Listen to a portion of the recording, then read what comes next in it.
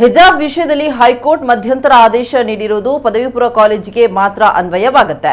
ಆದರೆ ಆ ಆದೇಶಕ್ಕೆ ವಿರುದ್ಧವಾಗಿ ಹೈಸ್ಕೂಲ್ ವಿದ್ಯಾರ್ಥಿಗಳ ಹಾಗೂ ಶಿಕ್ಷಕಿಯರ ಹಿಜಾಬ್ ತೆಗೆಸುವುದರ ಮೂಲಕ ಅವರಿಗೆ ಕಿರುಕುಳ ನೀಡ್ತಾ ಇದೆ ಅಂತ ಬಂಟ್ವಾಳ ಪುರಸಭೆಯ ಸದಸ್ಯೆ ಝೀನತ್ ಬಂಟ್ವಾಳ ಆರೋಪಿಸಿದ್ದಾರೆ. ಮಾಧ್ಯಮಗಳಿಗೆ ಪ್ರತಿಕ್ರಿಯಿಸಿದ ಅವರು ಹೈಸ್ಕೂಲ್ ಹಾಗೂ ಶಿಕ್ಷಕಿಯರನ್ನ ಶಾಲಾ ಗೇಟಿನ ಹೊರಗಡೆ ನಿಲ್ಲಿಸಿ ಸ್ಕಾರ್ಫ್ ತೆಗೆಸಿದ್ದಾರೆ. ಈ ಮೂಲಕ ಅವರಿಗೆ ಮಾನಸಿಕ ಹಿಂಸೆ ನೀಡಿದ್ದಾರೆ. ಜೊತೆಗೆ ಹೈಕೋರ್ಟ್ ಆದೇಶ ದುರ್ಬಳಕೆ ಮಾಡಿರುವುದನ್ನ ನಾವು ಆಕ್ಷೇಪ ವ್ಯಕ್ತಪಡಿಸ್ತಾ ಇದ್ದೇವೆ. ಇದರಿಂದ ಮಹಿಳಾ ಶಿಕ್ಷಣಕ್ಕೆ ತೊಡಗುಂಟು ಮಾಡುತ್ತೆ ಅಂತ ಅವರು ಹೇಳಿದ್ರು.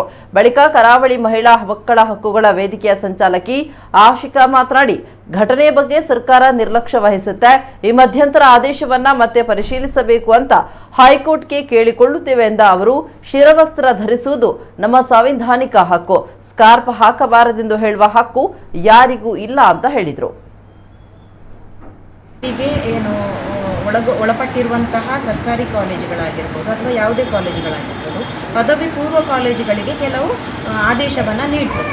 ಆದರೆ ನಾವು 1-2 ದಿವಸಗಳಿಂದ ಈಚೆ ಗಮನಿಸ್ತಾ ಇದ್ದರೆ ಆ ಒಂದು ಆದೇಶಕ್ಕೆ ವಿರುದ್ಧವಾಗಿ ಹೈಸ್ಕೂಲ್ಗಳಲ್ಲಿ ಅದು ವಿದ್ಯಾರ್ಥಿಗಳನ್ನು ಬಿಟ್ಟು ಶಿಕ್ಷಕಿಯರನ್ನು ಕೂಡ ಅವರ ಮಾನಸಿಕ ಒಂದು ನೆಮ್ಮದಿಯನ್ನು ಕೆಡಿಸಿರುವಂತಹದ್ದು ಅಥವಾ ಅವರನ್ನು ಮಾನಸಿಕವಾಗಿ ಒಂದು ದೌರ್ಬಲ್ಯಗೊಳಿಸಿರುವಂತಹ ಒಂದು ಸನ್ನಿವೇಶಗಳು ನಮಗೆ ಕಾಣ್ತಾ ಇದೆ.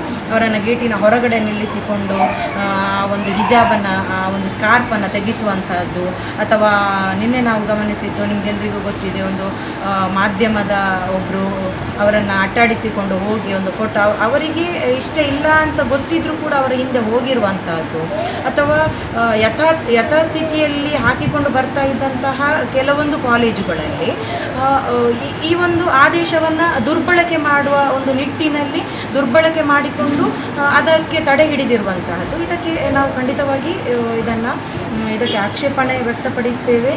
ಹೈಕೋರ್ಟ್ ಈ ಒಂದು ಮಧ್ಯಂತರ ಆದೇಶ ಏನಿದೆಯೋ ಅದರಲ್ಲಿ ತಿದ್ದುಪಡಿ ಮಾಡಬೇಕು ಮತ್ತು ಮಾಧ್ಯಮಗಳಾಗಲಿ ಅಥವಾ ಯಾವುದೇ ನಾಗರಿಕ ಈ ಸಮಾಜದ ನಾಗರಿಕರು, ಪ್ರಜ್ಞಾವಂತ ನಾಗರಿಕರು ಆ ಮಧ್ಯಂತರ ಆದೇಶವನ್ನು ಸರಿಯಾಗಿ ಗಮನಿಸಿಕೊಂಡು ಏನು ಈ ಸಂವಿಧಾನಬದ್ಧವಾದಂತಹ ಹಕ್ಕುಗಳೇನಿದೆಯೋ ಅದಕ್ಕೆ ಅವಕಾಶ ಮಾಡಿಕೊಡಬೇಕು. ಸಮವಸ್ತ್ರದ ಬಣ್ಣದ ಶಿರವಸ್ತ್ರವನ್ನು ಧರಿಸಿ ಕಲೀಲಿಕ್ಕೆ ಅವಕಾಶ ಕೊಡಬೇಕು ಎಂದು ಆಗ್ರಹಿಸಿ ಹೈಕೋರ್ಟಿಗೆ ಸಲ್ಲಿಸಲಾದ ದಾವೆಯಲ್ಲಿ ಮಧ್ಯಂತರ ಆದೇಶದ ಪ್ರಕಾರ ಮಧ್ಯಂತರ ಆದೇಶವನ್ನು ಕೊಟ್ಟಿತ್ತು, ಅದನ್ನು ಕೆಲವು ಶಾಲೆಗಳು, ಕೆಲವು ಹೈಸ್ಕೂಲ್ಗಳಲ್ಲಿ ಶಿಕ್ಷಕಿಯರಿಗೂ ಮತ್ತು ವಿದ್ಯಾರ್ಥಿನಿಯರಿಗೂ ದುರುಪಯೋಗ ಮಾಡಿಕೊಂಡು ಕಿರುಕುಳ ನೀಡ್ತಾ ಇರುವಂಥದ್ದು ನಾವು ಗಮನಿಸಿದ್ದೇವೆ.